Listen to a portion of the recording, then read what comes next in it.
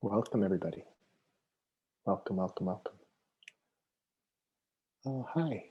Oh, it's so good to see all of you. Hi, Session. And Colin. Hi, Colin. Hi, Renee. Hi, Richard. Oh, so lovely. Great. Some new faces, too. Wonderful. Jessica. Hi. Oh, Morgan. You're going by Morgan now. Hi, lovely. Hi, Morgan. Great. Do you have a new name as well? I do. Oh, yeah, I haven't updated my Zoom name, so maybe it's not even real that I have a new name. I'm going by Ryushin now. So this is Daniel is my given name. But yeah. So welcome, everyone, to this Oak Saturday Sit, the first Oak Saturday Sit of the new year. Congratulations, you made it through 2020. Well done. Of course, as good Buddhists, we know that containers like years are in fact empty constructs. And so it's just one day after another, and days too are empty and a fabrication of our minds. And yet still, here we are celebrating the new year. Welcome to 2021. And so we're going to get started with a little guided meditation. And then we'll have a chance to sort of introduce ourselves here together. I'll give a talk, then we'll do another guided meditation and question and answer. And so for those who I haven't met before, my name is Ryushin. I'm the guest teacher right now here at Oak in the Berkeley area. I'm filling in for Joshin while he is on a little teaching sabbatical, doing some training in other modalities.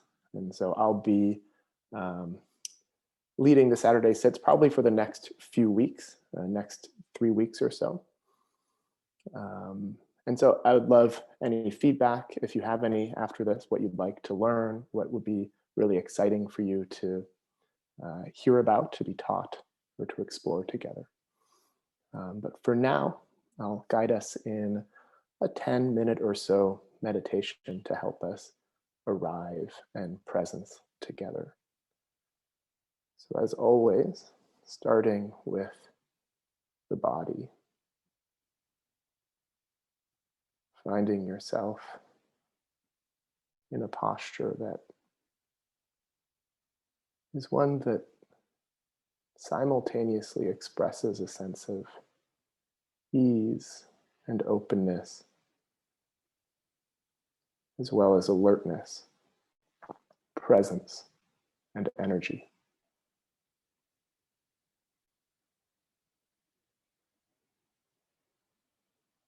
If you are sitting upright,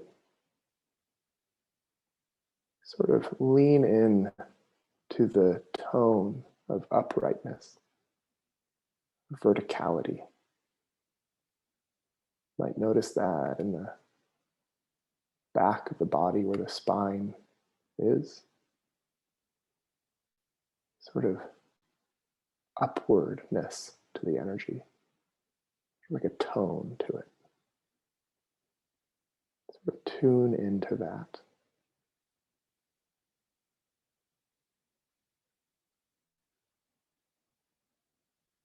As you do, gently inviting the body to relax, to release any tensions down into the earth.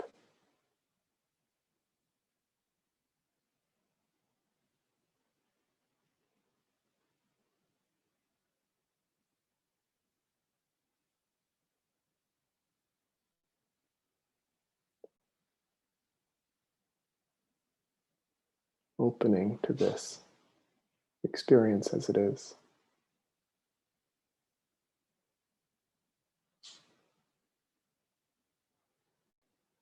Taking off any armor that you might have accumulated throughout the day.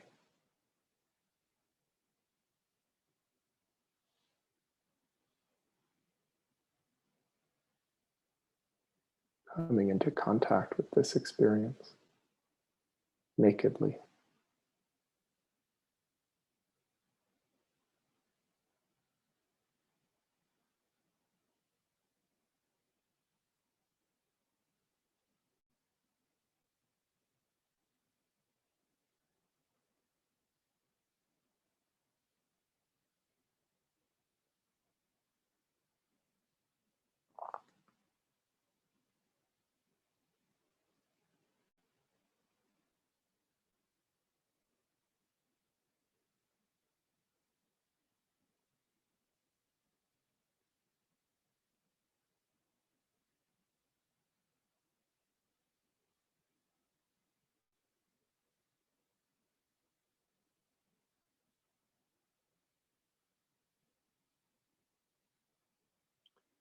And noticing any physical tension that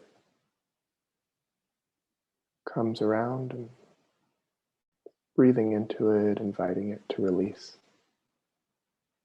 to relax.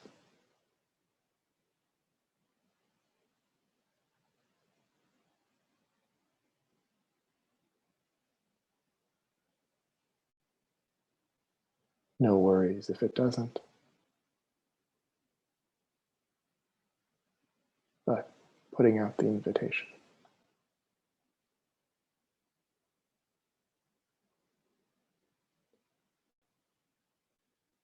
And if, as you relax, you can notice that relaxing feels good, feels pleasant, even pleasurable.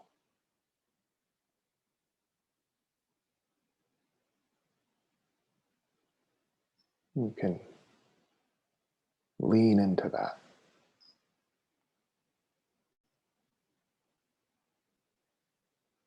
This kind of pleasure, the Buddha would say, is blameless, wholesome. It's okay to feel good.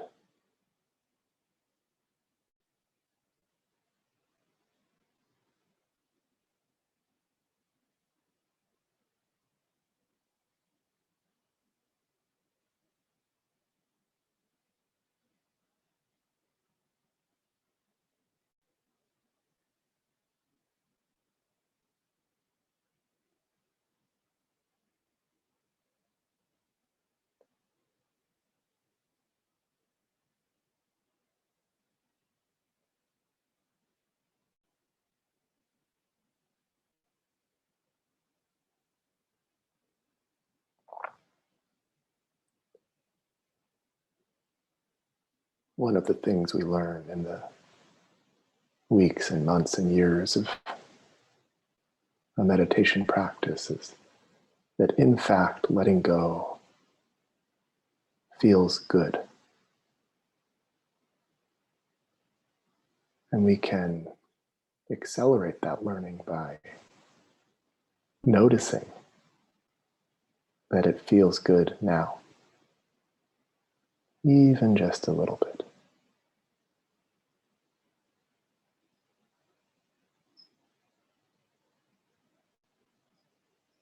Might notice the relaxing of the diaphragm as you breathe out.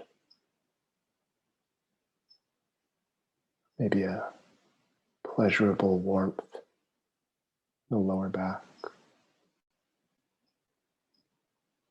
or some sense of emotional well-being,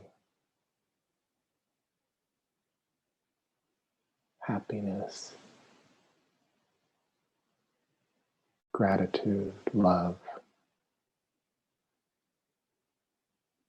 If it's not there already, could invite it in.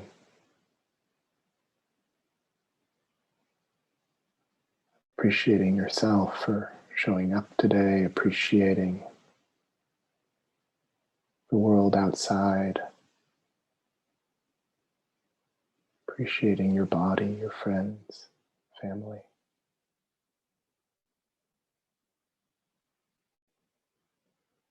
Buddha teaches that the proximate cause of concentration is happiness. And indeed, it's one of the many mutually reinforcing elements in Buddhism. Happiness leads to concentration. Concentration leads to happiness.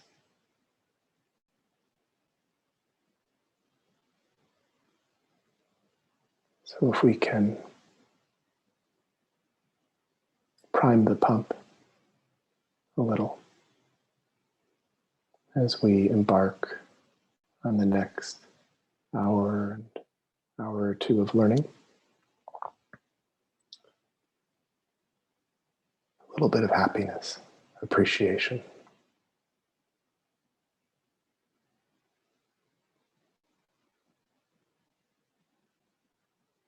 ease.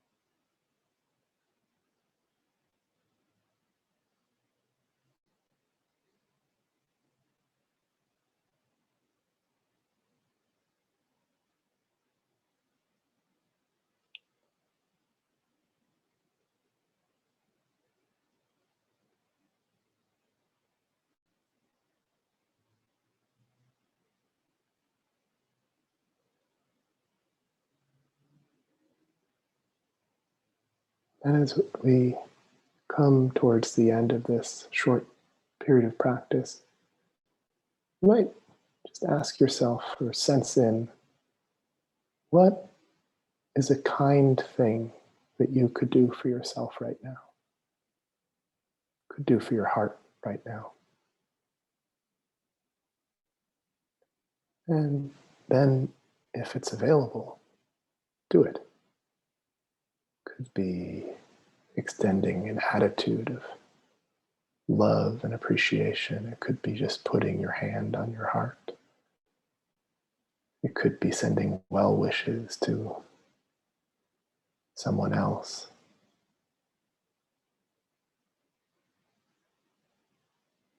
Could be making a note to run some errand later. Whatever it is, some act of kindness.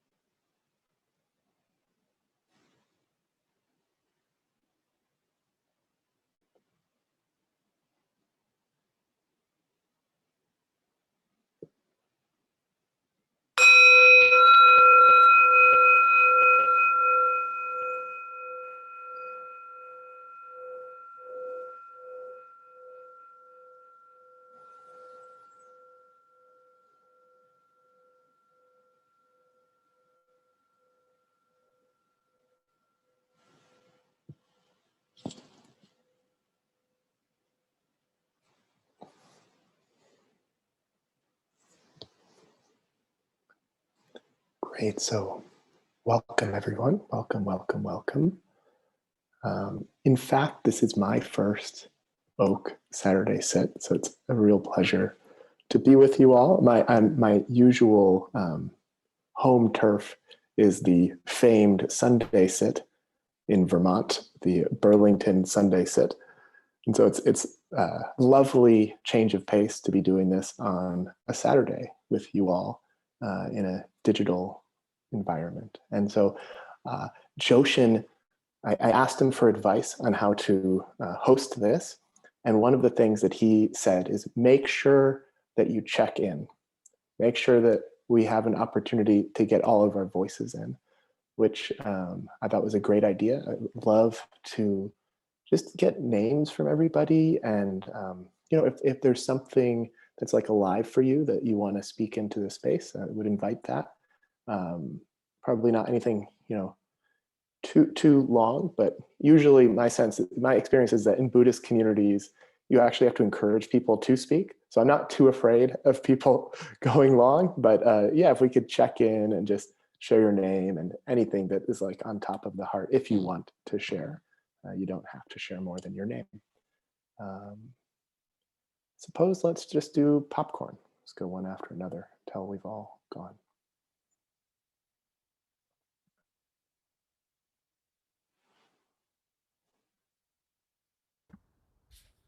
I'm Renee, also known as Not Shy. Welcome, Ryushin. It's lovely to have you, and it's great to be here with this Oak community that is here. I'm just really happy that we're all showing up for each other. Happy New Year.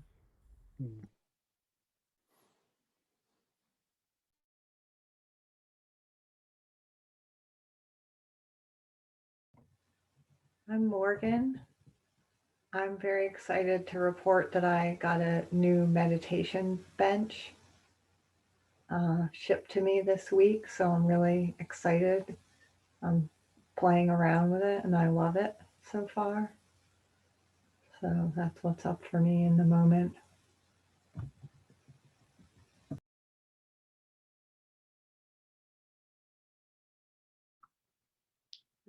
I'm Seishan, and I'm feeling very open-hearted in an almost painful way. I'm Yuli. Hello. Hi, I'm Colin. It's nice to be here with you all.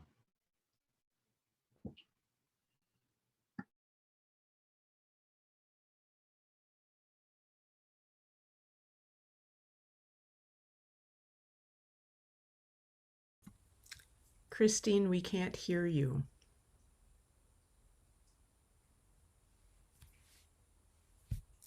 Maybe type in the chat.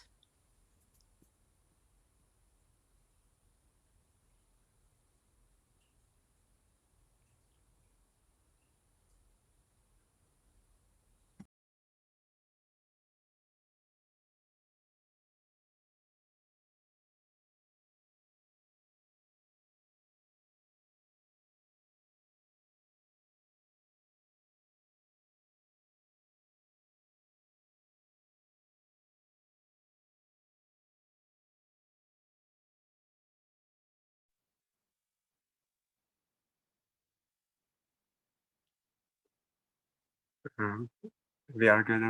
Hi, I'm Gerge, and I'm grateful to be in a cabin in the woods right now. It's a very beautiful place.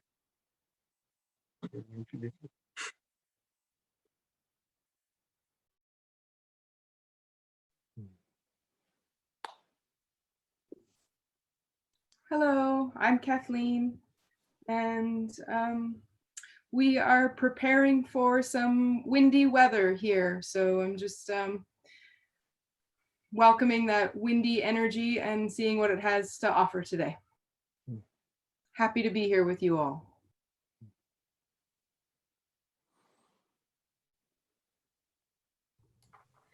Hi, I'm Munir. For some reason, feeling a little gloomy today, so working with that. Otherwise, fine.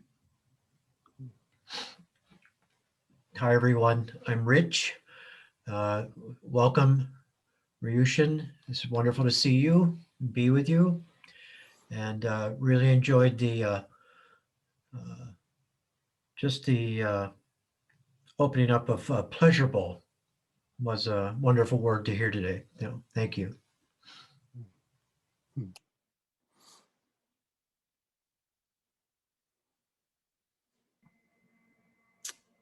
Hello, welcome Ryushin. It's very nice to meet you and it's good to see others from this community. My name is Lynn and I'm here in Pennsylvania near Philadelphia. And I'm just happy that we have gone into 2021 and I'm hoping for better things in 2021 than all of us have had in 2020. I am Bob, and I agree with those sentiments.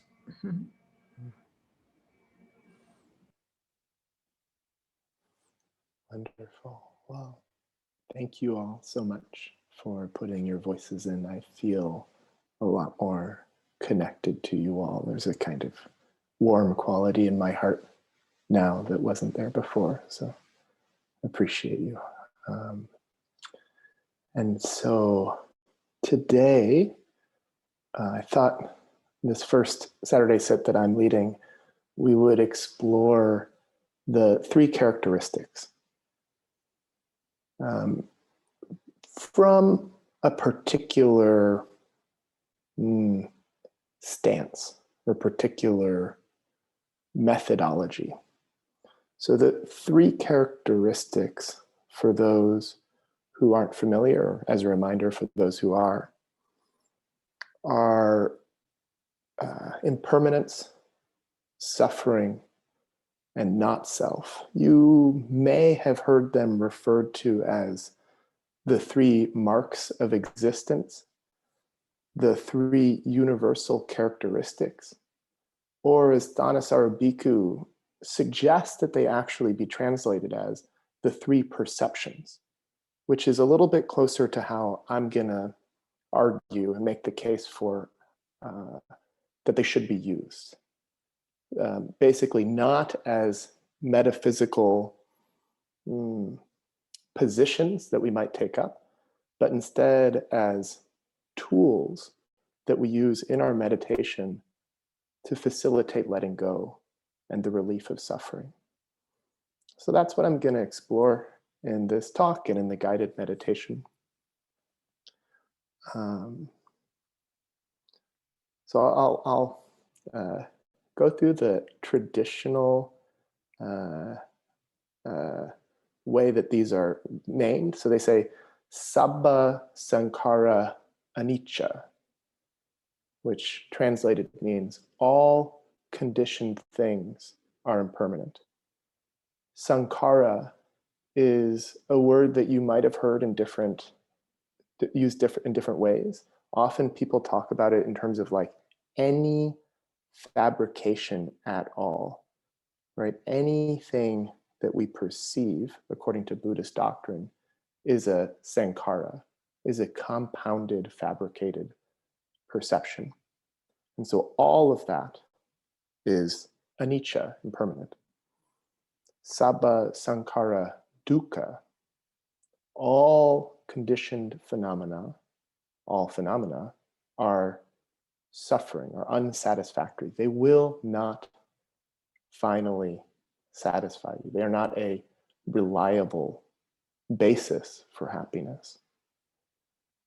And then sabba dhamma anatta, all conditioned or unconditioned things, that's why it says dhamma instead of sankhara, are not self.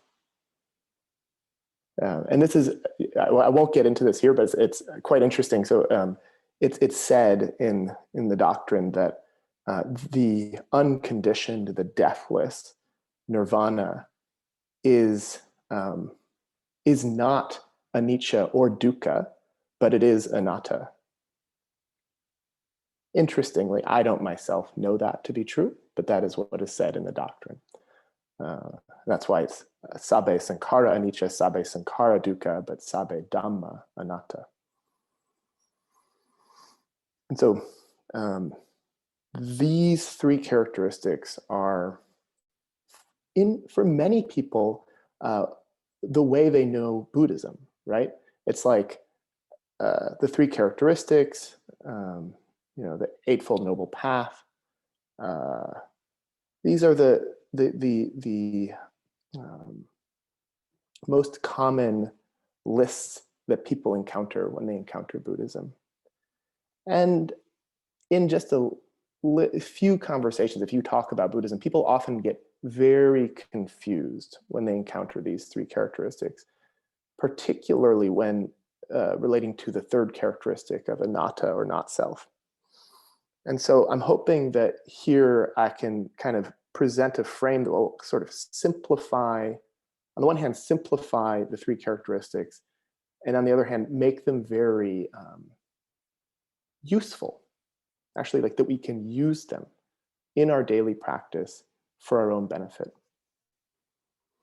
And the way that I'm going to do that is by taking what we might call a phenomenological view or interpretation of Buddhist doctrine. And that just means that I'm going to approach the three characteristics from a first person experience, not as like descriptions of the nature of all things necessarily, but instead as a way of relating to our perception, right? So from that perspective, the three characteristics become almost like glasses or lenses that we pick up for the sake of freeing ourselves from suffering.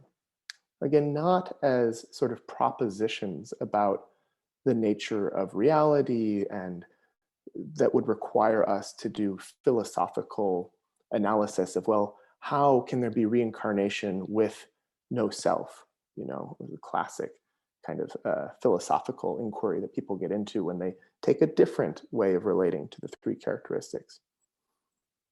And now, I'm not saying that like this is the only way to relate to or understand the three characteristics, but I will say it's a uniquely effective way of relating to them if our goal is liberating and releasing suffering in our experience right now. I love philosophy. Trust me, I love philosophy. I love geeking out about this stuff. I'm down to do that. Absolutely. And for me personally, actually, I need to have a frame that makes it harder to do that. Because my mind's tendency is to take this stuff and start wondering left, right, everywhere I can go about like, well, what does it mean that things are dukkha? What does it mean that things are impermanent? Really, are all things really impermanent? Not self? Well, you know, and so you can just start to unravel that, unroll that into potentially, you know, a master's degree in Buddhist doctrine, a PhD. You could become a teacher. I know people who are like this, you know, who have read many different commentaries on impermanence, but perhaps have done very little of actually sitting down and noticing the impermanent nature of the sensations that make up their experience in the present moment. Right? And so in order to kind of open up this way of framing the three characteristics, and you know, I first want to open up this concept, this core concept of what we might call ways of seeing. So the idea here is that each of the three characteristics constitutes a way of seeing or a way of participating with reality, with our perception. Again, you can kind of use the metaphor of glasses. So I can put on the impermanence lenses, and then what becomes salient as I look out at my perception, as I sense my sensation, is their flickering, changing quality, right?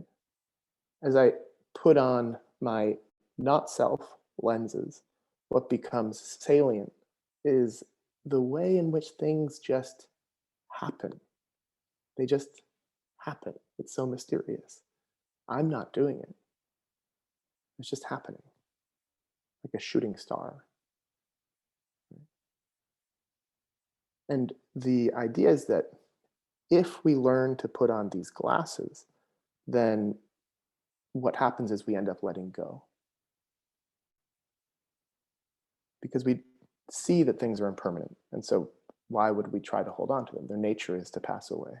It makes no sense to try to hold on to something whose nature is to pass away. It just becomes clear. So I'm going to kind of open up and unpack this idea of ways of seeing. So one of the things that makes human beings really incredible, I think, is that we have this capacity to look at things in different ways. And by look at here, I mean to sense things in different ways, to relate to things in different ways, to conceive of things in different ways, which all enable us to participate in different ways, right? So an example that I often use with this is, if you take a tree, maybe there's a tree where you are, or you can imagine a tree in your mind.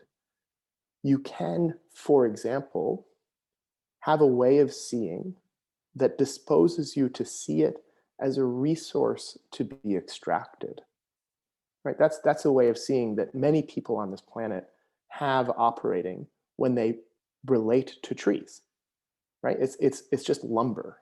It's part of a house. It doesn't know it yet. You could look at it as a biological entity, and that we need to understand. We need to reduce it into parts and understand it, right? This is the disposition of science.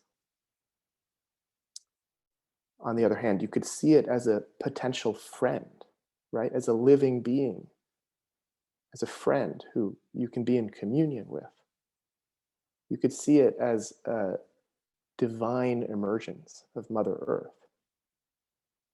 Right? These are all ways of seeing that are available to us as humans.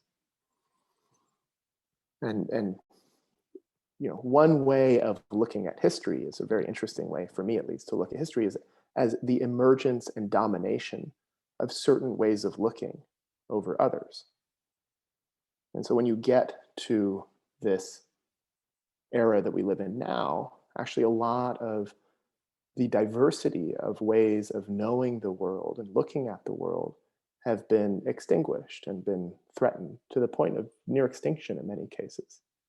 And so one of the opportunities for us as Dharma practitioners is to learn the skill of playing with, of taking on and taking off ways of seeing, so that we can give birth to, participate into existence, different kinds of worlds. Because what it turns out, there are two things that are very important, well, many things, but there's two things that are important to know very quickly with ways of seeing, or this kind of way of looking. One is that this is something that you do, whether you know it or not. Right? We're always and inevitably engaged in some way of looking at or of relating to perception. We are helplessly in a state of participation with experience.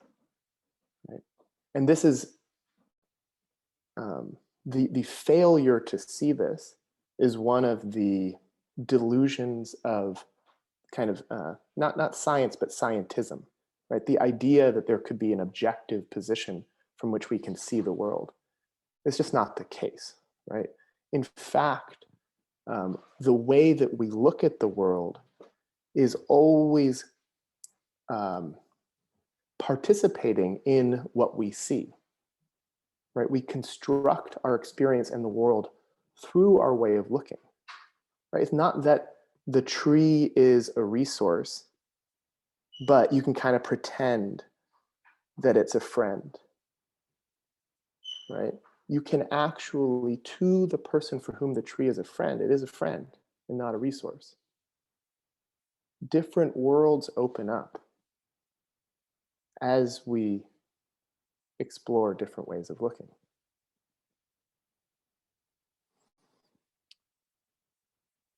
These different ways of looking create and discover different worlds, different others, different self senses. For example, if you kind of take a gander around the gallery view, or even just if you kind of like secretly maximize just one person's window in the Zoom call, and then you just like stare at them and you just send them metta, just like love them like you love like your dog, or love it like you've never loved anybody.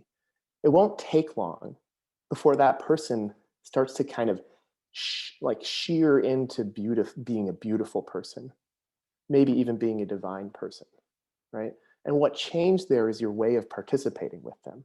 Same like box on the screen, different way of relating. And then a different experience opened up. Right? In this case of like somebody worthy of love, somebody beautiful. Same thing you can do to yourself, actually. And then you start to question, like, well, what are the ways of looking that I'm normally helplessly captivated by when I'm relating to myself? Right? So for me, it's amazing. Like as soon as I look in and like wait a little bit, I start to see, oh, there's a part of me that has been trained by my culture and by my parents that's constantly thinking that what is most salient in any moment is how I'm not quite doing it right. Right? That I'm actually like doing this wrong. Whatever it is, there's like a part, like these glasses are like glued to my eyeballs that make me see the world as if I'm doing something wrong. It's a way of seeing that's been, I've become very skilled at. I didn't know that I was training in this for my entire life, but you know, here I am, 33 years old. I'm very good at it. I've spent, you know, many thousands of hours perfecting the art of using anything that I see as a reason why I'm not good enough.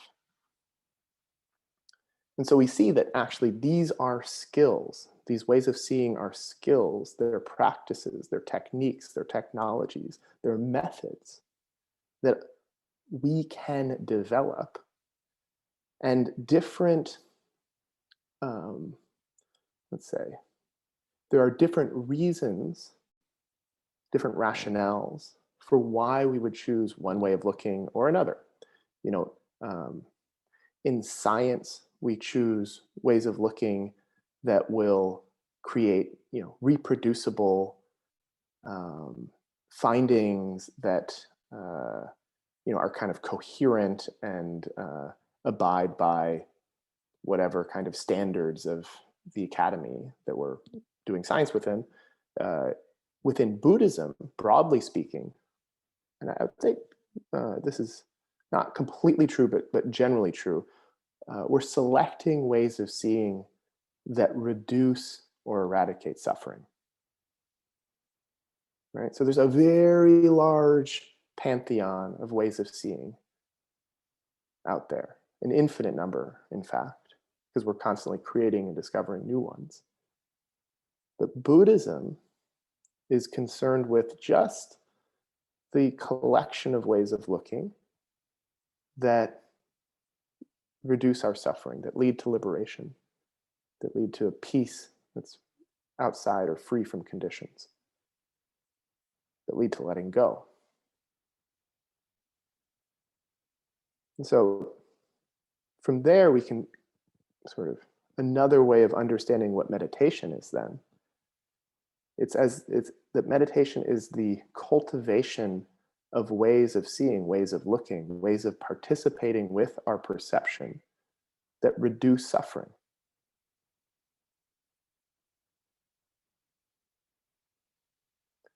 What I really appreciate about this framing is that then meditation is a journey of experimentation, experimenting with different ways of looking that free us, that undermine or dissolve elements in the mind and heart that contribute to how we create suffering for ourselves. And that's what we're doing when we meditate. And the Buddha was very clear that there are, you know, if you're gonna like reduce the whole doctrine down to like 3 ways of looking, which you don't have to, and I wouldn't recommend, but I'm going to do because, you know, here we are. We don't have that much time. But if you're gonna reduce it down to 3 things, the 3 characteristics you will see over and over and over and over again in the Buddhist canon as being the recommended way of looking, the recommended ways of looking that lead to liberation. And the reason why they work is because, as I said previously, they release our clinging to experience. and undermine the wrong views of permanent satisfactoriness and me mining. So one way to look at it is, you're kind of putting on lenses. Another, actually more accurate way of looking at it is that you're taking off lenses. And these lenses are ones that maybe are cultural or maybe are just sort of like part of how the human mind necessarily processes reality, the untrained human mind.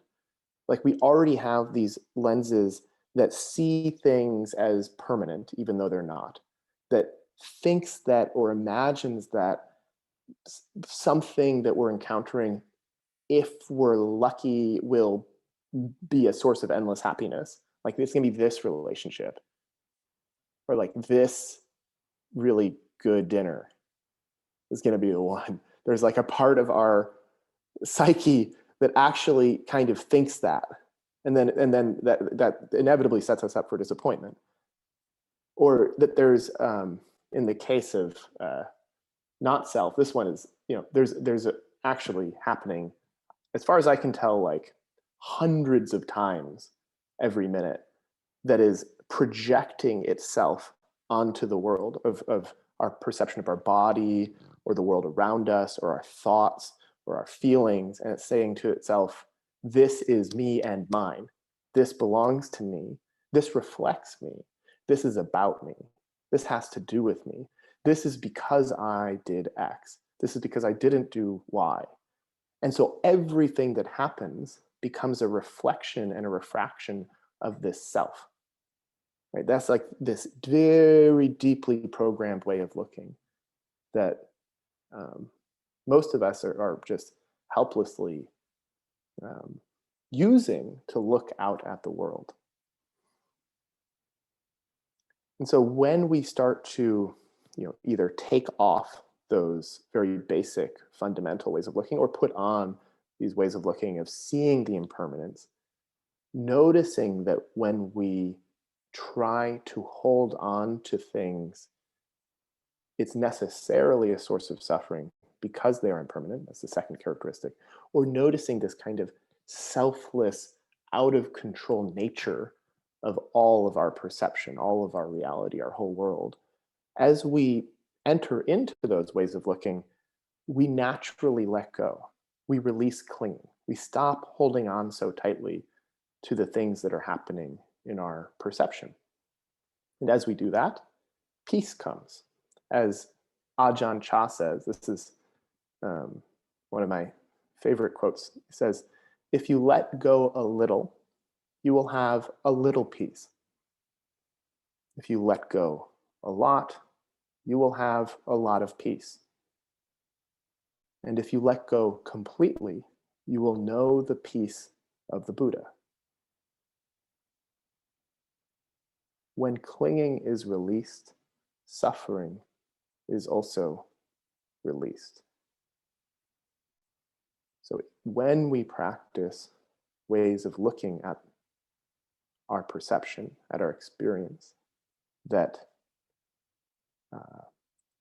let go, cause letting go as a byproduct, that means that we stop clinging, stop holding on, and then to that degree, we will experience peace, freedom, relief, release, and the attendant qualities of joy, mystery, wonder, energy, appreciation, metta.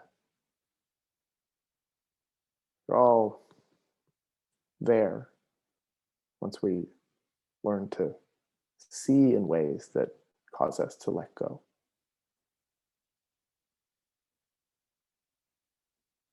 And so what we'll do now with that kind of framing is a little bit of meditation, 45 minutes or so, where we'll explore each of the three characteristics in turn as meditative tools. Before I do that, though, I'm curious if anybody has any questions or things that you think might help maybe I said that wasn't clear that would be helpful to clarify before we jump into practice? Is there anything that? I don't know if this would qualify, but I doesn't, we can just let it go. So you were talking about the internalized belief system of anything I see, I'm doing something wrong and I'm not good enough. And I really know how that feels. And I also know how this other thing feels, I think, which was not believing that I was capable of doing any wrong at all. And so I am curious about this, very curious about this, because in my experience, if I don't take time to consider that it's possible that I'm doing something wrong, I may not help alleviate other people's suffering adequately, either with regard to their experience of me or with regard to what I could be doing for the world. Yes. So I'm just wondering if you could clarify that. Yeah, sure. So one of my teachers used to say about this framework that the only really problematic way of looking is the one that you're stuck in. Right? So we do want both the capacity to see like, oh, I'm messing up here, and the capacity to see like, this is good enough. This is the best I can do. I'm okay. And in my view, what the path is really about is actually developing this capacity to agilely shift between different ways of looking based on what the context is inviting from us. Right? This in my world is like the Avalokiteshvara, right? The way that she transforms herself to meet perfectly the situation and the suffering of the world. And so sometimes, yeah, you got to see how you messed up. That's who you need to become, is the person who can see that. And other times you're practicing, with the three characteristics, and there's no self to mess up. Everything is just vibrating wavelets. And I'm not holding on to it because it's just going to cause me pain. And it's all gone. And then I come out of that and I have remorse for the way that I've messed up again, because that's skillful and that's appropriate. Yeah. It's a really good question. Thank you. Okay. So let us jump in to some practice.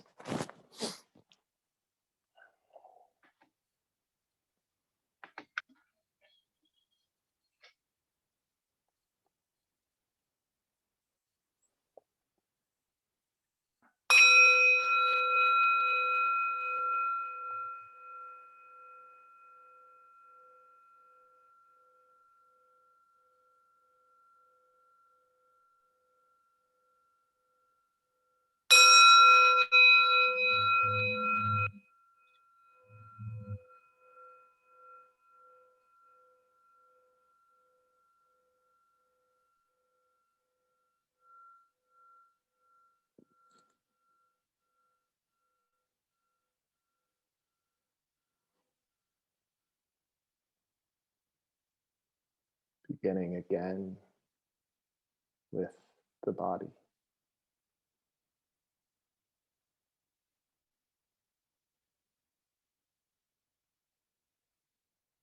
Coming into a posture that feels noble, present, alert, and yet also open.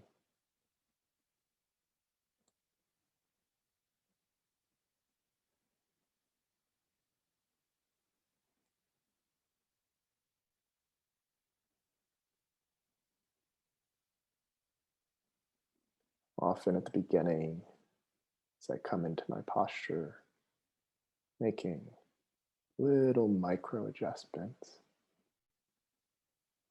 back and forth to the left and right.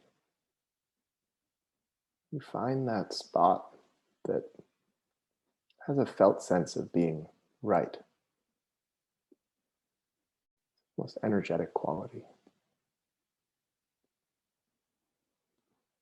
The breathing is easy, the spine is erect.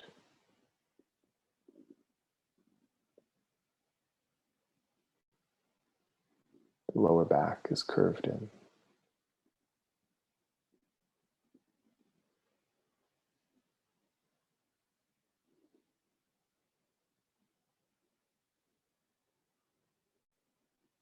To enter the practice, feeling the simple sensations of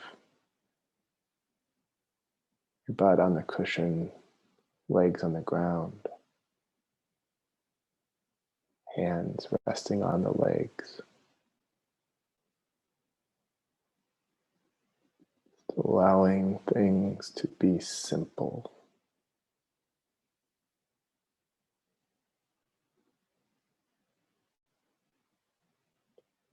Simple physical sensations.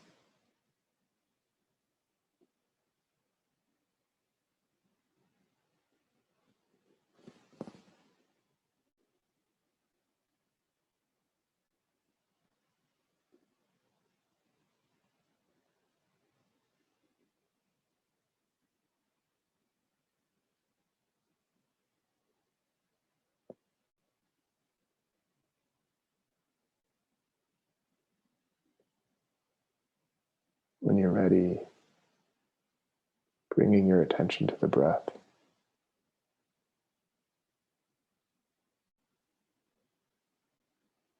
Wherever it's most available.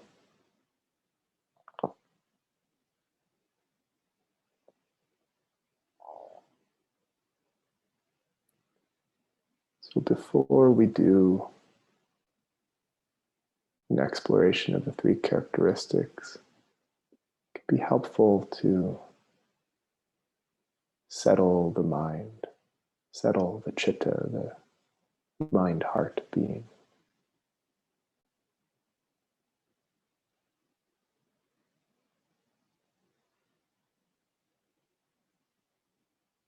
We do that by inviting in a state and qualities of a kind of energized calm. So for the next couple of minutes, I invite you to just be with the breath. Whatever way feels good and stable to you. Allowing thoughts to drift by. As you let the breath take center stage.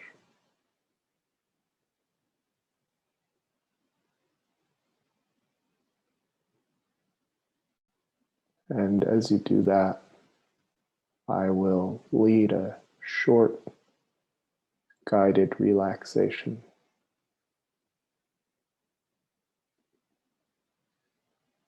To help your body enter a state of ease. You can intentionally follow along or just let my voice be in the background.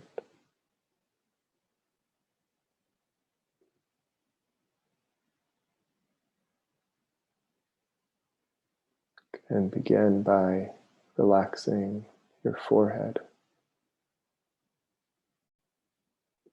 allowing the tension to drain out.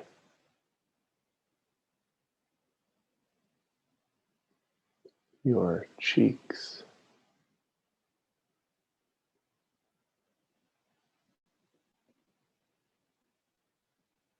your lips,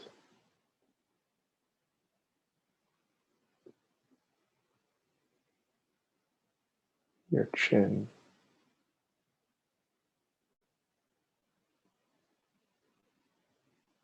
your whole face, letting your face become almost like a mass of putty, totally relaxed.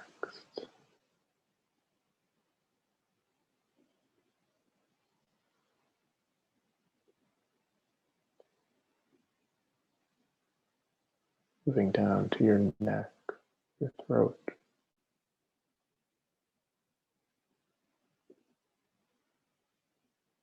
Letting the tension fall down into the earth.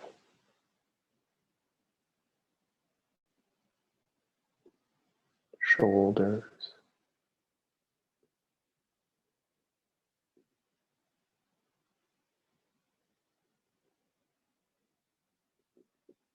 Upper arms. Lower arm. Hand.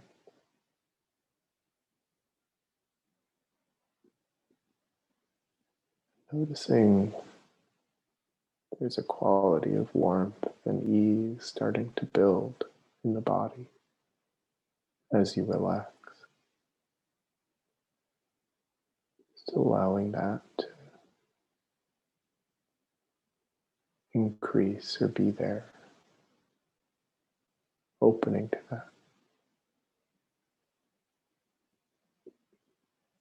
Relaxing your chest, your heart,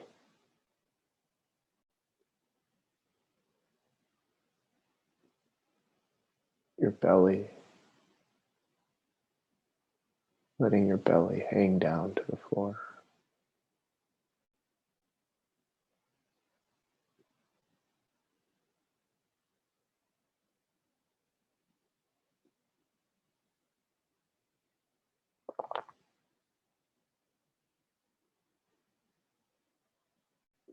Upper back,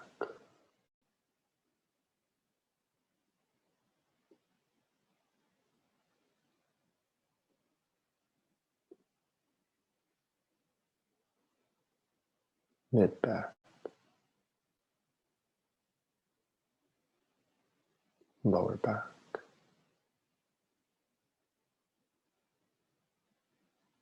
Letting your whole upper body relax.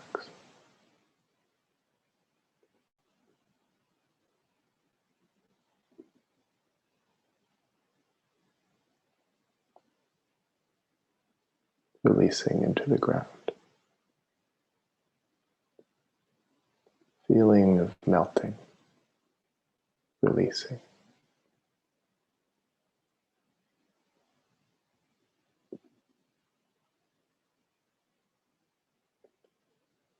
Relaxing the pelvis area.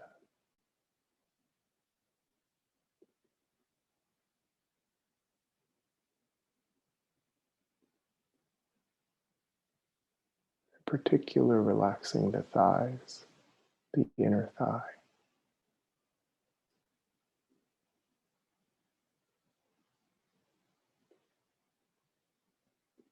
Allowing that energy to circulate.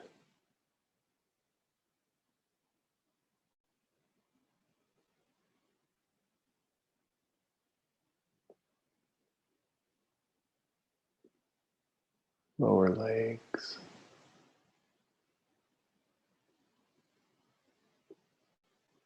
Feet.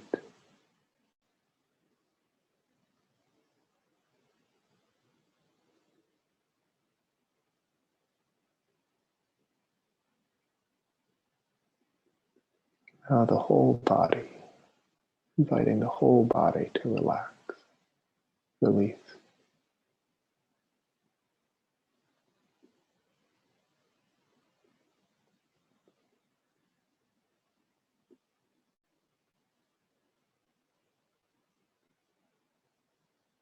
Noticing too how it feels good to relax. The body enjoys relaxing.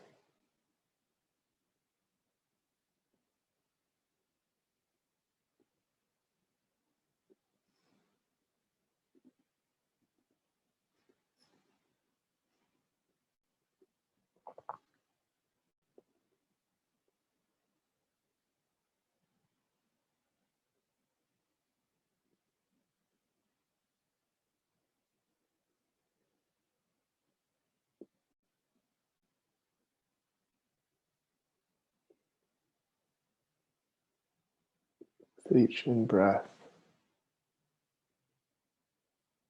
generating a sense of clarity and energy. With each out-breath, releasing tension into the earth.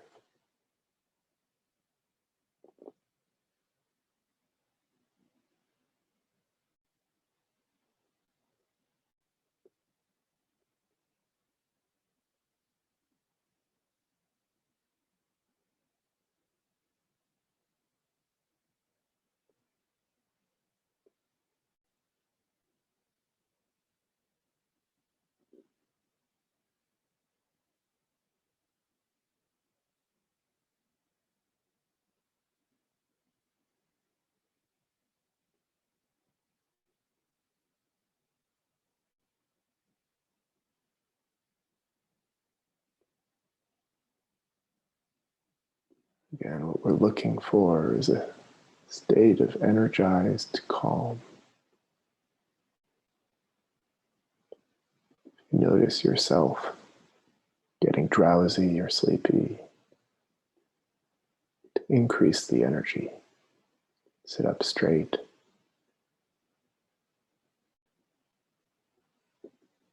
Maybe open your eyes.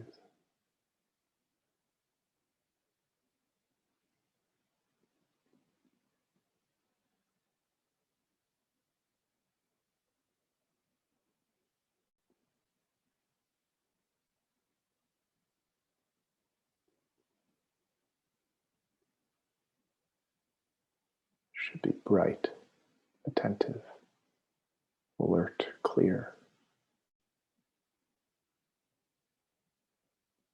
and relaxed, at ease, deeply peaceful.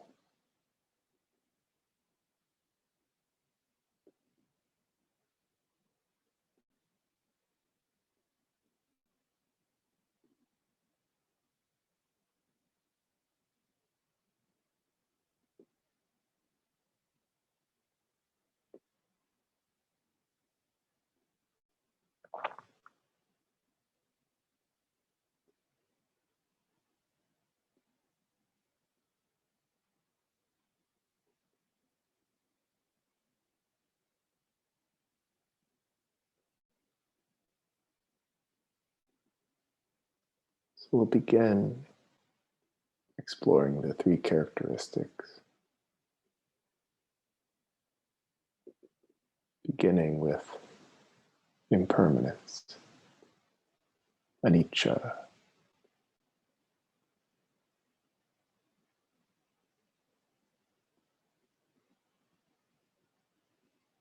Noticing change.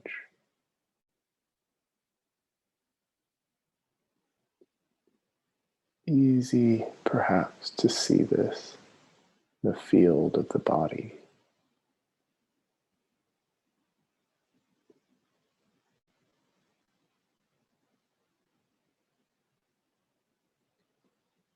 Noticing the flickering, fluxing, vibrational quality of the experience of the body.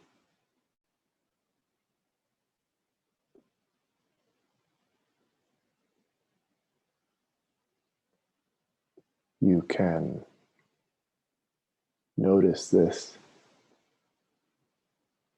with regards to the whole field of the body,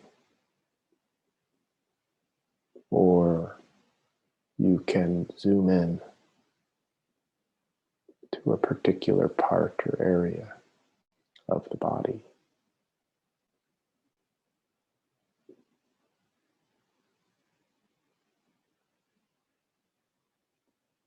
Just noticing change, changing, flowing.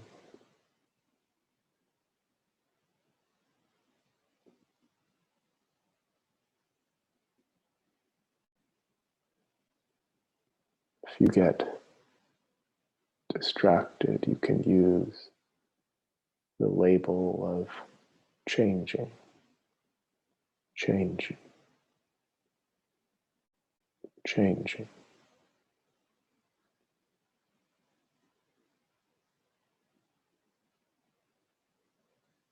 As you bring your attention back to this field of vibrations.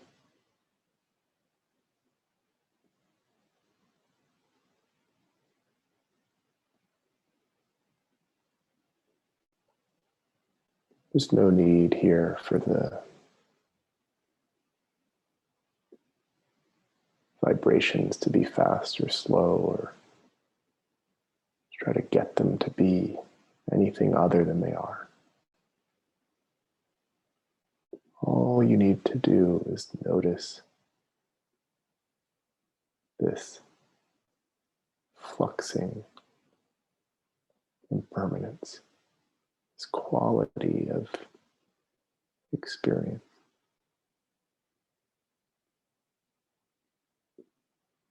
And open to that.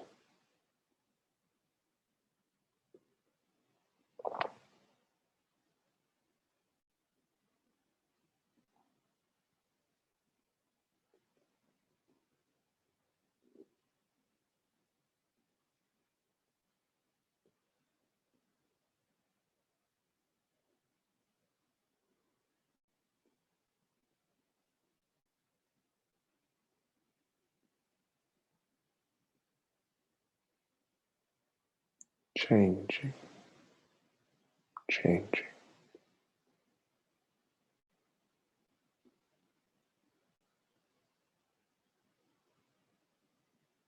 Vata, Sankara, Anicca. All of this is impermanent.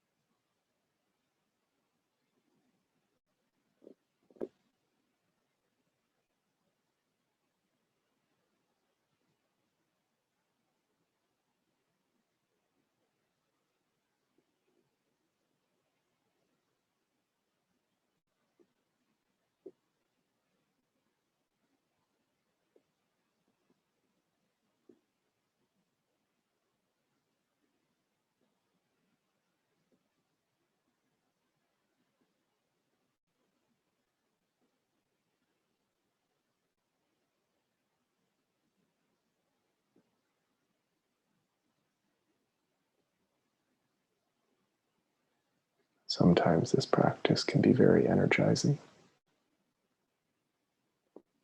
If so, let it be energizing.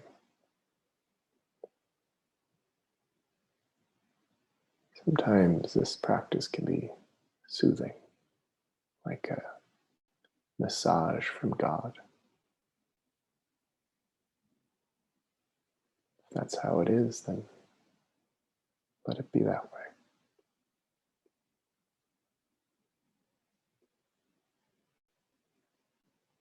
As long as you're noticing change,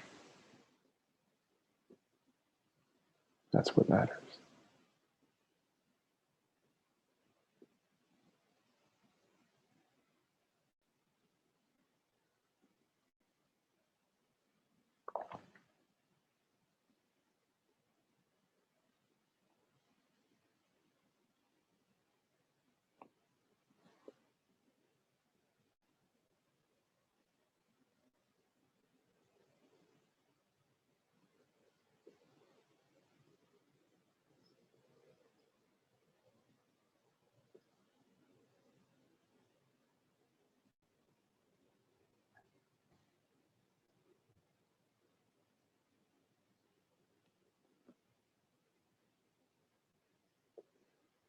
Next, we'll explore the second characteristic of dukkha, suffering.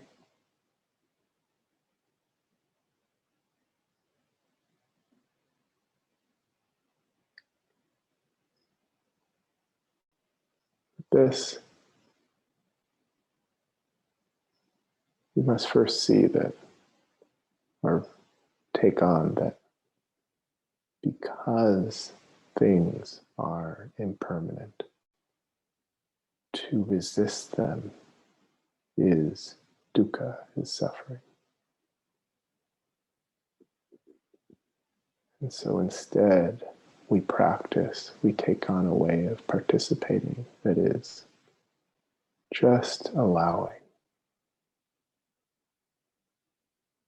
completely allowing, completely opening, welcoming all of this.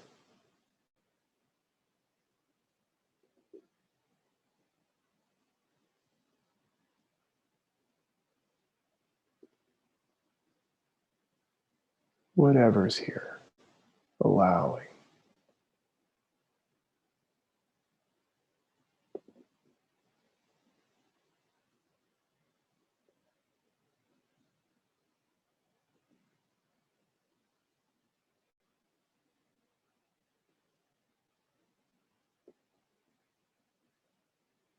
Whatever is arising, completely allowing.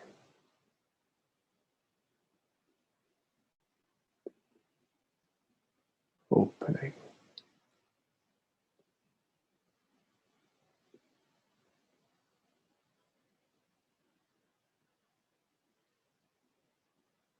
With this approach, you can use the label of allowing, allowing.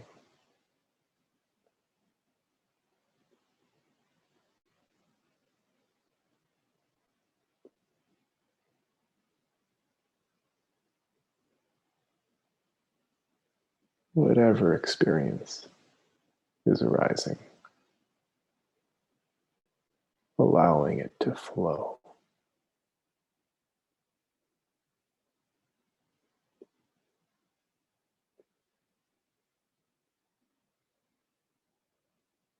If resistance is arising, allowing that, allowing.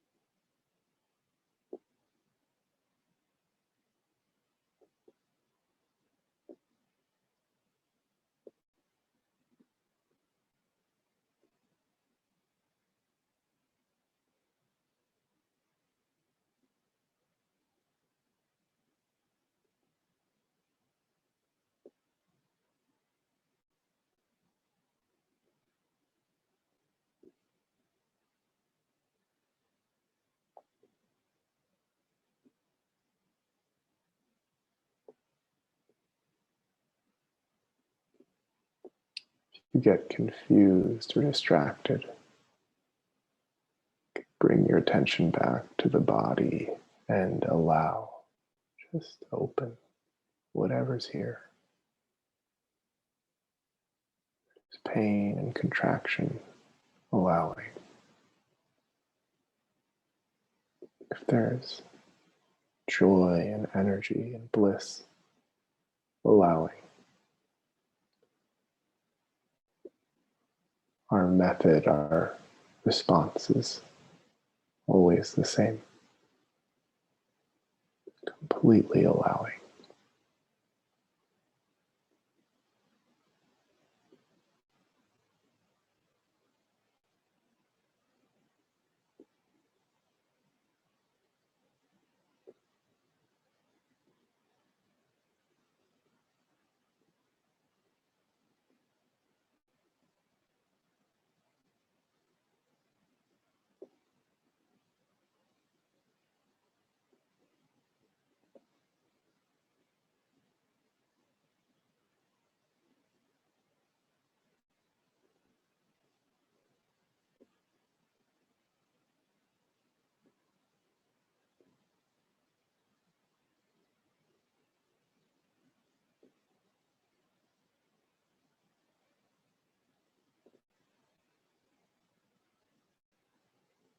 if there's some difficult emotion present, sadness or grief, anger,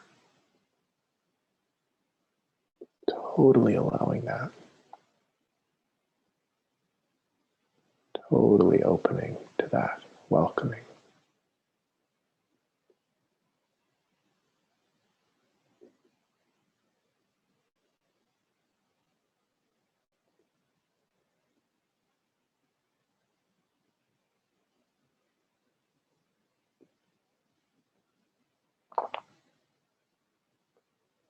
One teacher I've worked with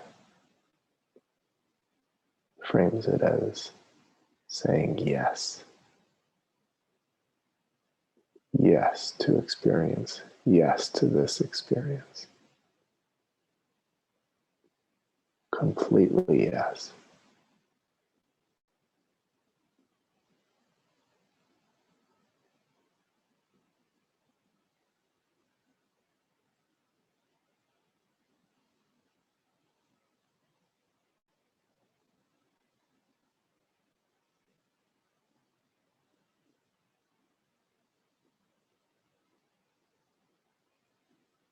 No matter what it is, yes.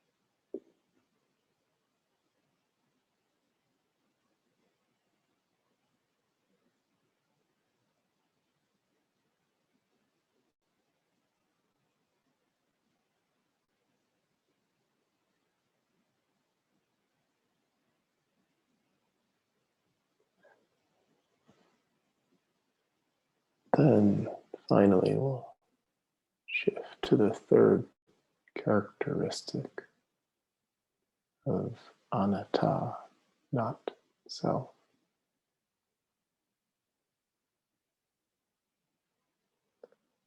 Again, I would recommend making body sensations the focus space, especially with this way of looking. It's helpful.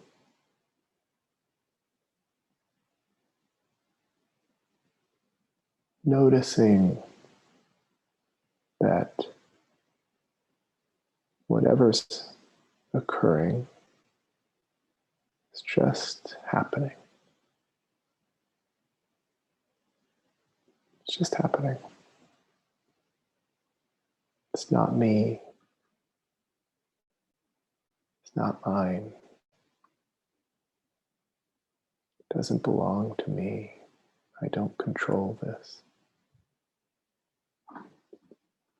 It's just happening.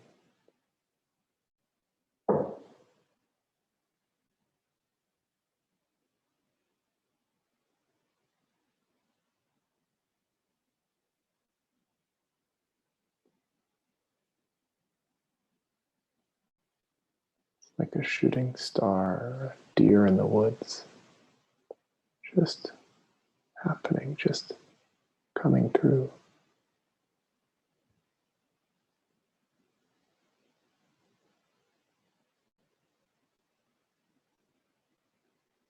Not me, not mine. Just happening.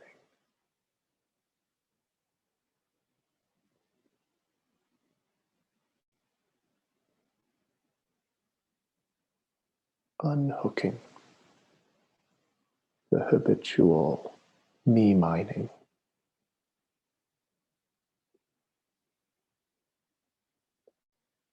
Seeing things spontaneously just happening, mysteriously, just happening.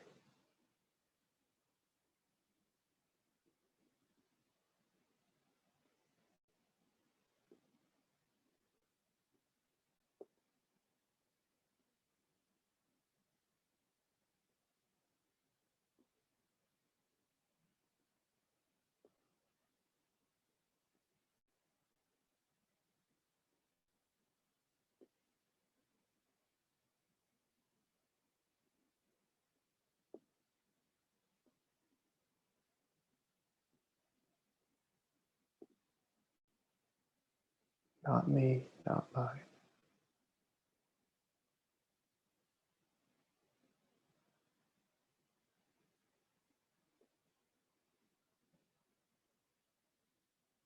Get lost or distracted, you can use the label of just happening or not me, not mine, to bring your attention back.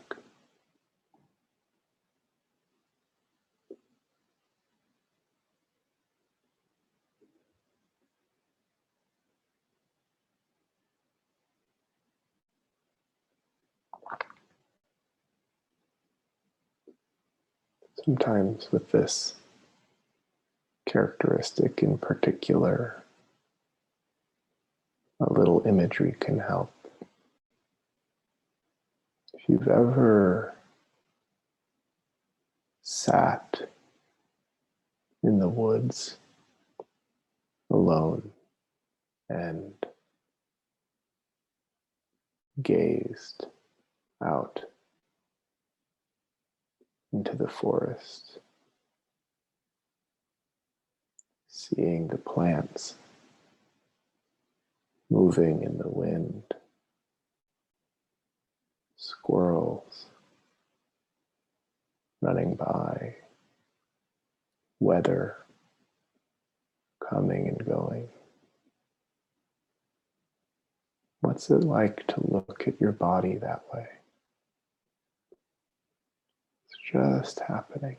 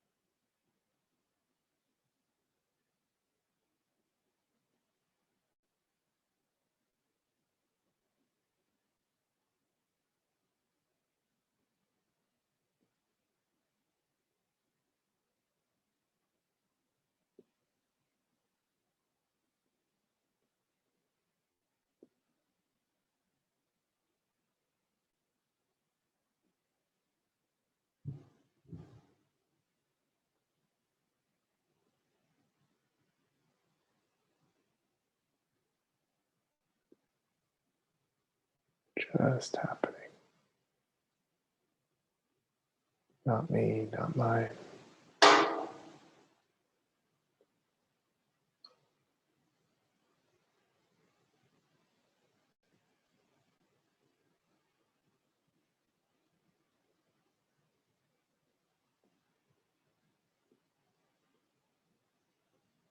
This whole sensorium, this whole experience just going, just happening on its own.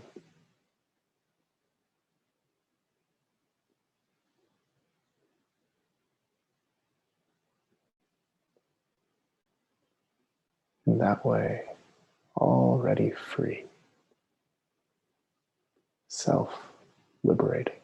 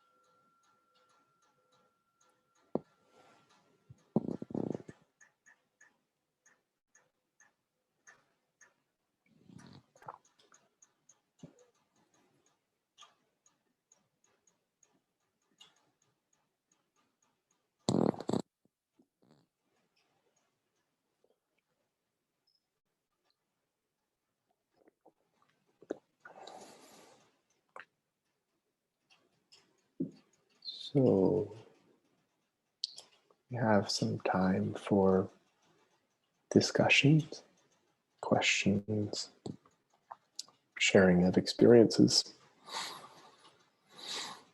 One thing I'll say is something I think that really empowers this practice in particular is to notice the impact in the moment of using different ways of looking.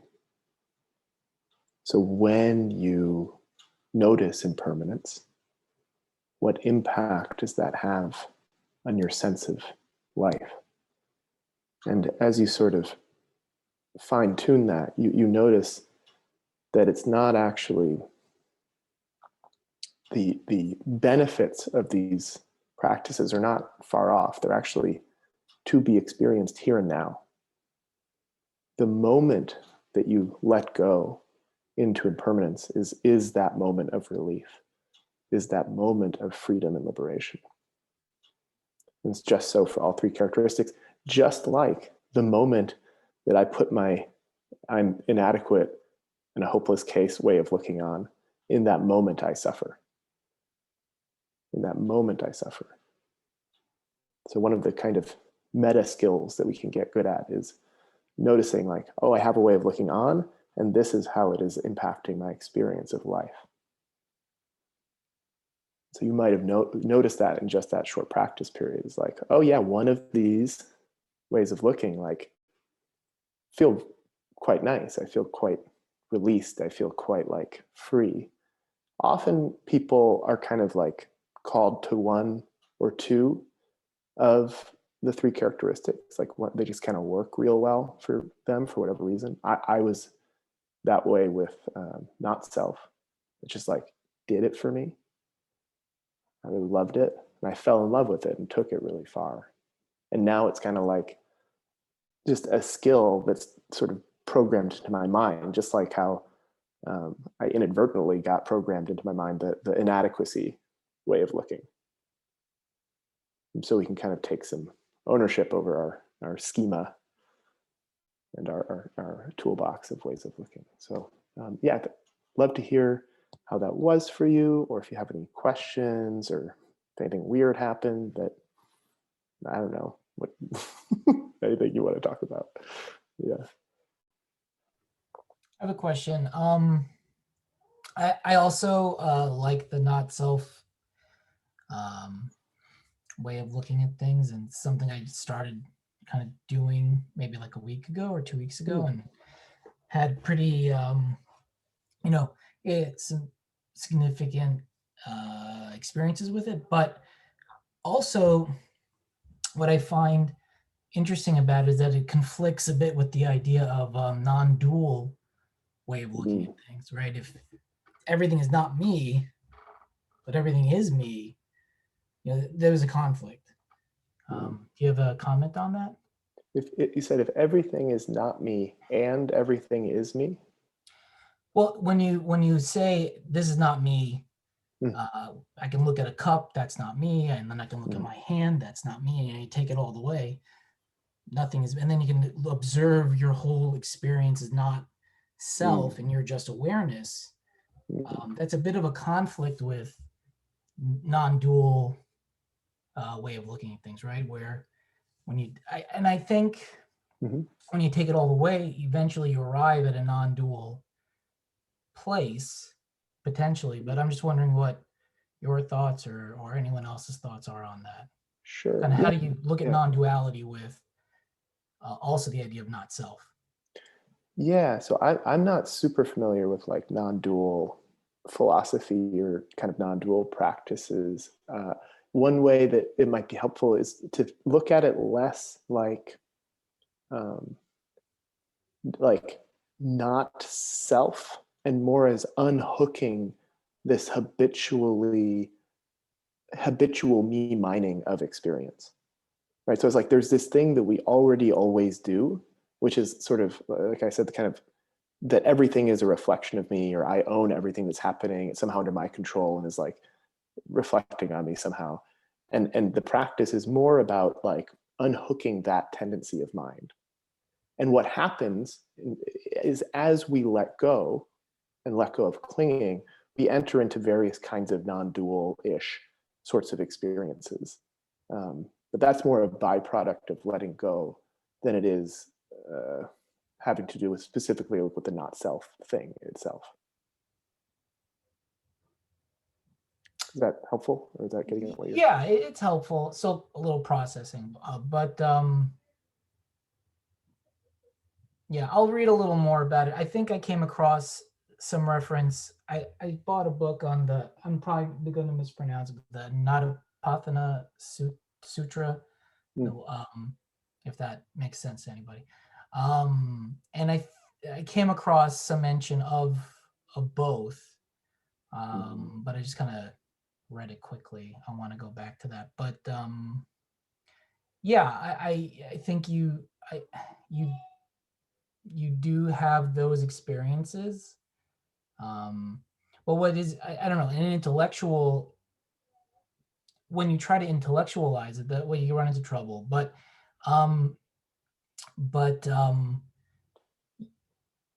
yeah, maybe that's where, maybe I'm just trying to intellectualize something you can't, and that's what is confusing. I don't know. Nothing wrong with intellectualizing. I want to say that to everybody, even though I kind of poo-pooed it at the beginning of my talk. Like, I love thinking. Thinking is great. It's definitely an asset to the path. It's thinking clearly and wisely and logically and like coherently.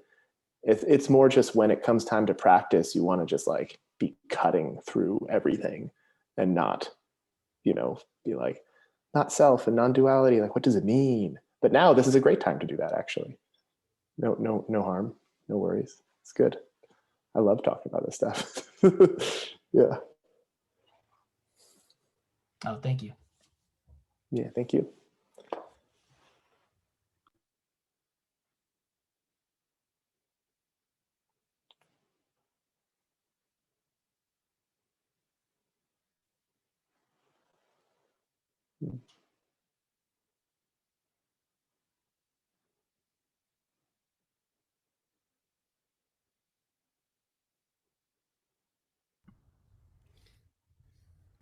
Thanks. I sort of two things. One of them is really great appreciation for the care and just spaciousness of the guidance to really get into, just really settle into the body and just completely take the time to get all the way there. And, just noticing the difference between that and like, okay, let's do it. Time to practice. Settle in. Yeah. That was, it was sort of startling to discover the normal, it sort of feels a little bit like your description of the, I'm really, really, really, really, really good at always knowing I'm not quite doing it right. So there was that aspect that just really carrying that practice of relaxing into more of my personal practice. And then the other thing is that's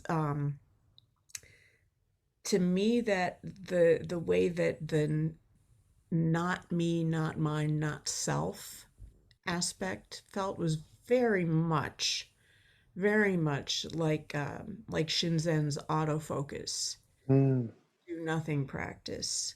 It just sort of,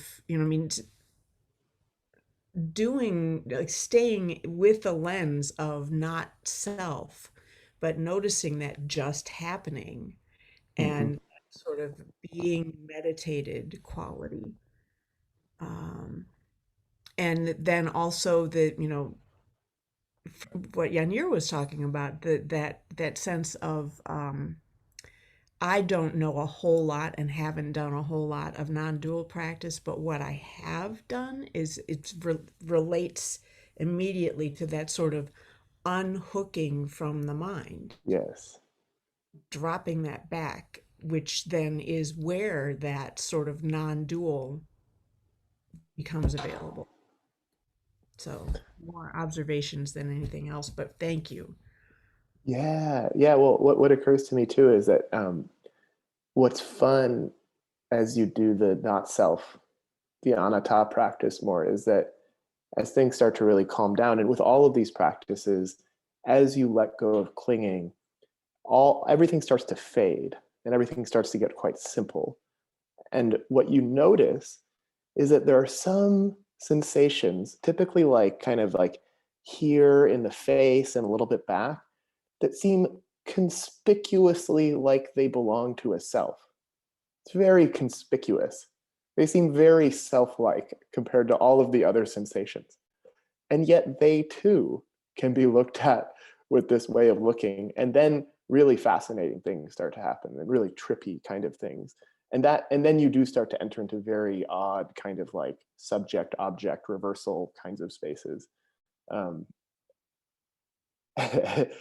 it's funny that we seem to proprioceptively kind of map certain sensations as self more so than others. Like it's quite easy to, in most cases, hear sounds as not self. A little bit in between is the body. Like we have a tendency to kind of see it as self in some cases, especially like emotions. Very challenging to see thoughts as not self, but also very, very lots of insight to be gained there.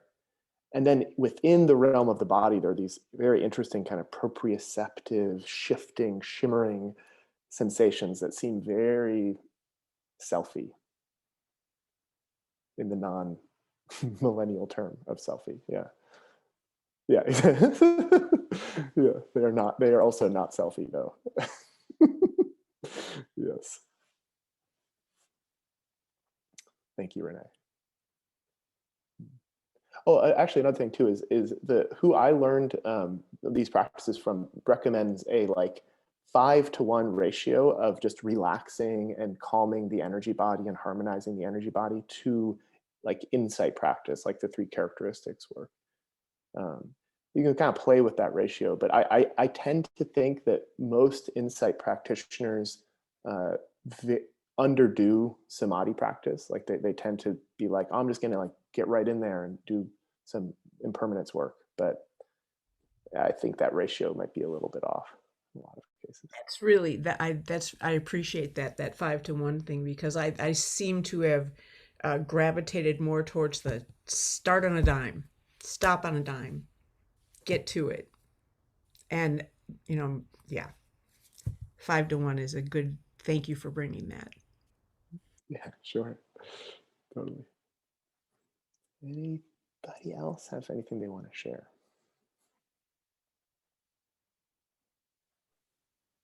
So I had a question, which is sometimes for fun, I like to do the thing where I just sit down and not move at all.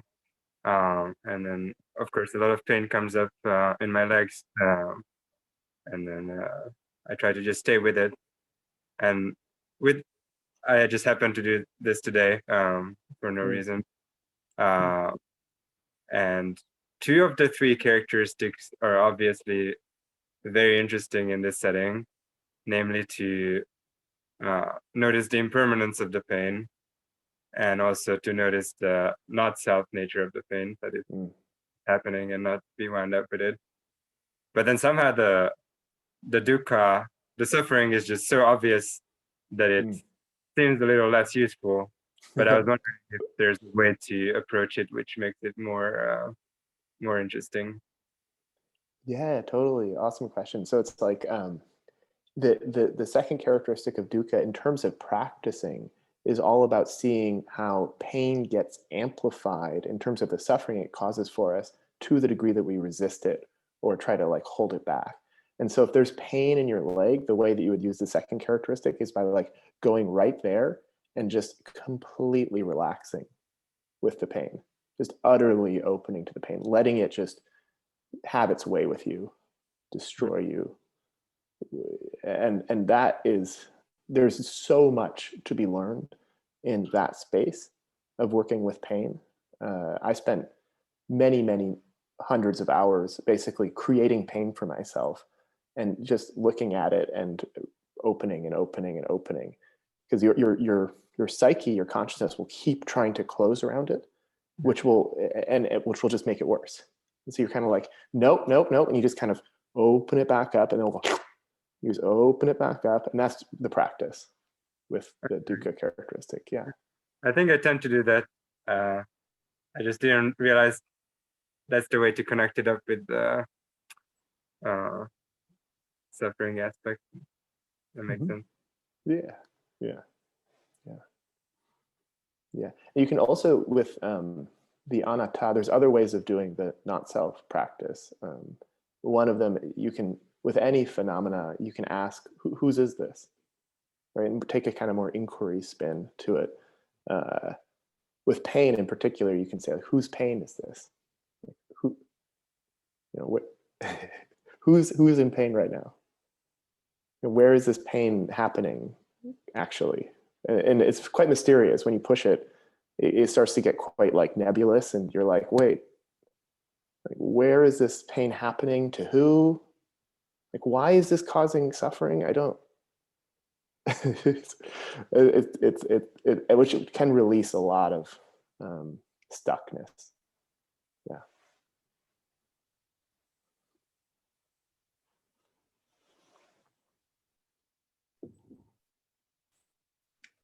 I am feeling really grateful for this practice today, and felt very compassionately led to a place of being invigorated and relaxed simultaneously. So I thank you for that. And in the not me, not mine place, what was really liberating for me is the use of the word happening.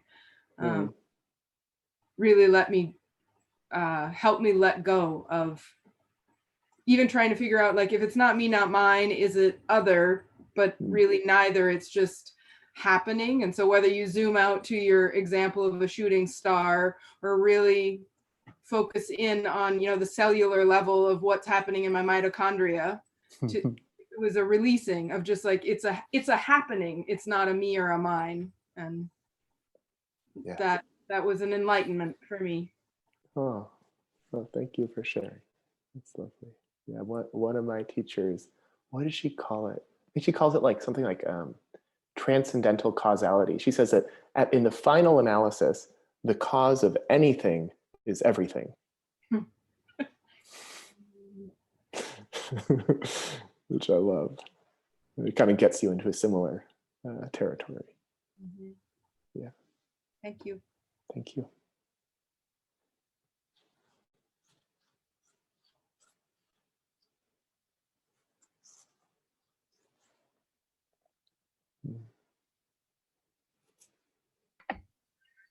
Hi. Hey. I switched computers so that you can hear me. I don't know. I have a computer I use every day for work, and suddenly, sporadically, not letting me speak. Nobody can figure out why. When we started introduction, I was going to ask if I'm the only person from Los Angeles here. Am I? I'm the only person from Los Angeles in this group? Is anyone else from Los Angeles? Okay, well, when we started, the particular pain I was wanting to release was the pain that comes into my ears. It has nothing to do with physical pain. It has to do with news pain. And consciously working with the practice to release the pain of the news about Los Angeles. Because if you listen to the news, you're like always wondering if you're gonna like die any minute now. No, only because I'm in the age group where you think like that, right? I'm in the, over 65 bracket. But the practice, when you're in it, it really does help to release the pain of the news. And I've consciously not listened to it recently for almost a week. But then I went to a small place to do some shopping, and they had it blasting on the radio. I go to a little shop where there's hardly any people to get little things, and it just was blasting, and it was just quoting all these deaths, and it's like it's escalating, just like there's some kind of, like we're all going to die here or something, the way the news is portraying it. So I was just wondering how I could completely escape from the pain of what comes into my ears. Mm. Mm. Maybe that's like too big a question to ask, or well, I feel touched by your share. I am aware of like the suffering and turmoil that's happening in Los Angeles, and yeah. So, one thing that comes to mind is that, how do I say? You can escape. You can shut out the news, and I think that's actually really wise. Like I went through a period of just completely not listening to any news at all, and I think that was really healthy for me at the time. And there is this kind of like bodhisattva impulse, right? Like it's not always that reducing our own suffering is the only and best answer. Sometimes we actually do take on suffering for the benefit of the world. And really for us as practitioners, the question is like, when are we taking on suffering that helps us be of service? And when are we just suffering? I think it's very hard to know when it comes to consuming information, when we're doing which. And it's actually probably quite safe sometimes to just back out slowly and ignore it. Yeah, but I don't think it would be right to not feel pain hearing what's going on in the world. I think it's actually a sign that your heart is functioning, that you feel pain when you hear about the suffering of the world.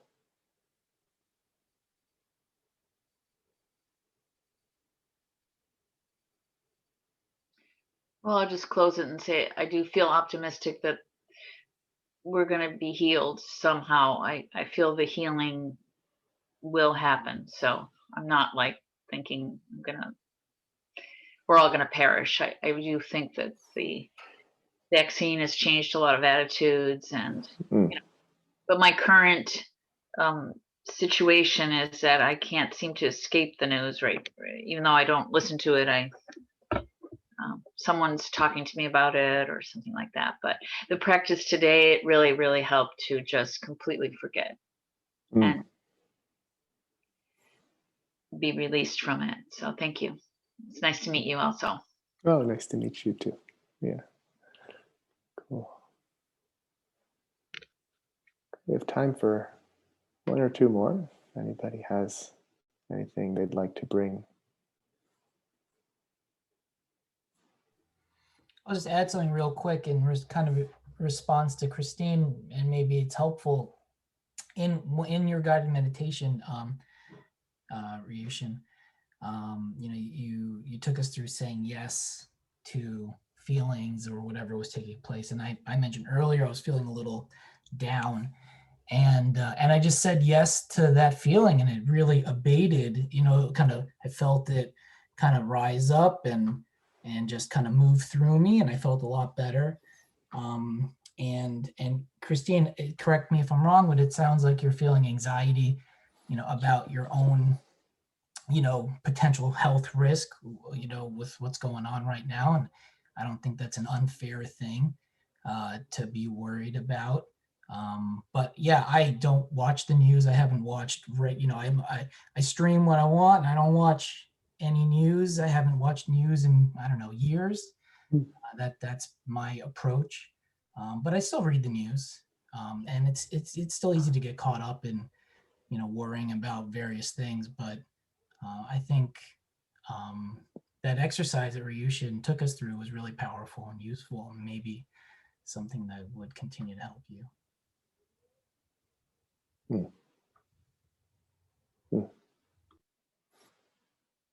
Yeah, I went through a period, well, I've been in a period for the past 10 years or so of oscillating despair at the state of the world. Go into cycles of grief and helplessness and anger. And one of the things that has most helped me actually is what was just mentioned, is kind of just saying yes. Like, yes, I'm despairing now. I'm going to completely experience this despair, and trusting to some degree the kind of wisdom of whatever is arising. It's trustworthy because it's happening or something. And that it doesn't work in the sense that I don't then feel despair, but it does help it kind of like complete its teaching to me in a way that lets like wisdom function and my heart open. So that's a great suggestion. Just say yes. Like, this is somehow trustworthy. I may not know how.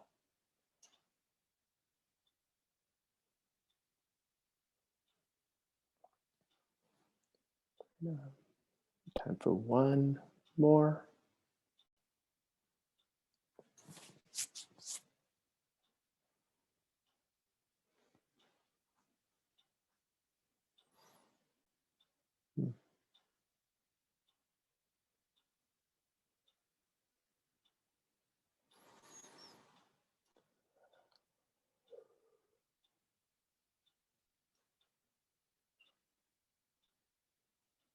Okay. Well, in that case, what I'd instead invite is maybe we can end with a little bit of metta, a little bit of cultivation. So if you haven't already, if you could switch to the gallery view so you can see everybody's face that's here with us now.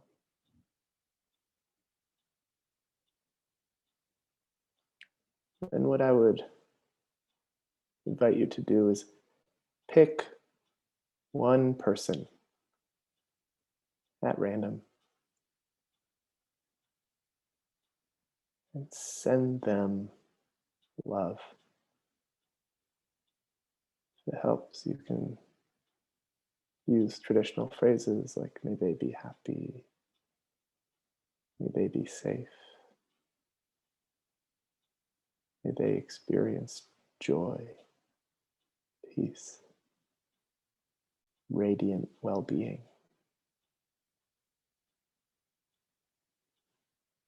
Maybe if your heart starts to open, you can just sort of feel your heart opening to them, bathing them in love, appreciation.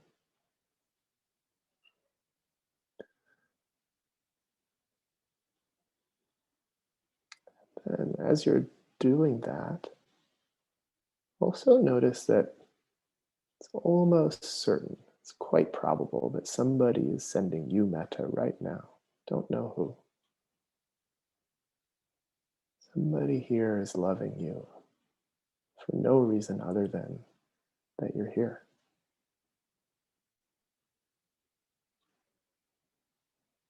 And allow that to flow out and through you and into the person that you're sending metta. Like that, we can create a network of benevolence, beauty. Each of us mysteriously sending metta to everyone by sending metta to one person.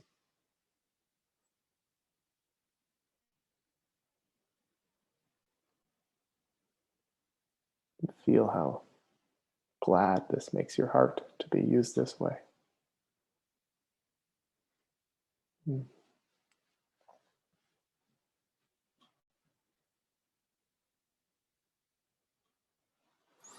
Lovely. Okay, well, with that, thank you, everyone. With that, we will end today's Saturday sit. Thank you all so much for coming and for your practice. As I said, I'll be probably leading most of these over the coming month or so. And so if you have any requests, I'm kind of like a DJ. I do take requests. If there's anything you want to explore or examine more closely, I'm happy to field that and take that. Otherwise, I'll just do what pleases me, which that's fine too. But in any case, so lovely to see you all, to see you, those of you I know from before, and those new friends who I've just met for the first time. Blessings on the rest of your day, and may you be happy. Bye for now.